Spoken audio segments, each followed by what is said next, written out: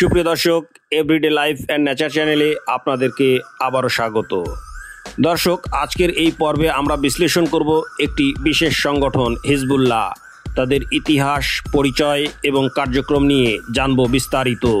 তাই সম্পূর্ণ ভিডিওটি দেখুন এবং জানুন এমন কিছু তথ্য যা হয়তো আপনার অজানা ছিল। হিজবুল্লাহ এমন একটি শিয়া ইসলামী রাজনৈতিক ও সামরিক সংগঠন যা লেবাননে প্রতিষ্ঠিত হয়েছিল 1985 সালে। ইরানের ইসলামী বিপ্লবের আদর্শ থেকে অনুপ্রাণিত হয়ে এই সংগঠনের সূচনা হয়। হিজবুল্লাহ শব্দটির অর্থ দাঁড়ায় আল্লাহর দল।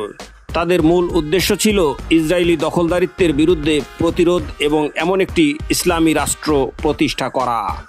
হিজবুল্লাহর জন্ম হয়েছিল এমন এক সময়ে যখন লেবাননে গৃহযুদ্ধ চলছিল এবং ইসরায়েল দক্ষিণ লেবাননে দখলদারিত্ব বজায় রেখেছিল। 1982 সালে ইসরায়েল লেবানন আক্রমণ করলে ইরানের সমর্থনে শিয়া মুসলিম জনগোষ্ঠী একটি প্রতিরোধ গড়ে তোলে, যা পরে হিজবুল্লাহতে রূপান্তরিত হয়। হিজবুল্লাহর মূল উদ্দেশ্য ছিল ইসরায়েলি দখলদারিত্ব থেকে লেবাননকে মুক্ত করা। তবে তারা শুধু সামরিক কর্মকাণ্ডেই সীমাবদ্ধ নয়। লেবাননে তারা স্কুল, হাসপাতাল এবং সামাজিক সেবাও প্রদান করে থাকে। কিন্তু তাদের বিরুদ্ধে বিভিন্ন অভিযোগ রয়েছে, যেমন সন্ত্রাসী কর্মকাণ্ড এবং সিরিয়ার গৃহযুদ্ধে জড়িত থাকার কথা। বর্তমানে হিজবুল্লাহর সদস্য সংখ্যা আনুমানিক 20 থেকে 25,000। এরা মূলত লেবাননে সক্রিয় হলেও সিরিয়া, ইরাক এবং ইয়েমেনে তাদের কার্যক্রম লক্ষ্য করা যায়। তারা ইরানপন্থী এবং ইরানের ইসলামী রেভলিউশনারি গার্ড থেকে সরাসরি সহায়তা পায়।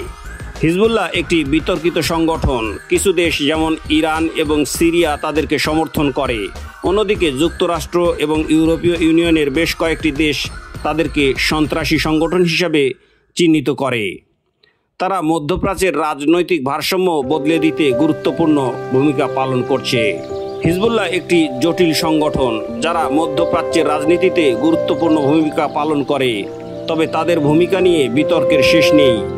আপনি কি ভাবছেন এ ব্যাপারে কমেন্টে জানাতে ভুলবেন না প্লিজ। এই ধরনের বিশ্লেষণমূলক ভিডিও পেতে আমাদের চ্যানেলটি সাবস্ক্রাইব করে আমাদের পাশেই থাকবেন। ধন্যবাদ সবাইকে। আসসালামু আলাইকুম।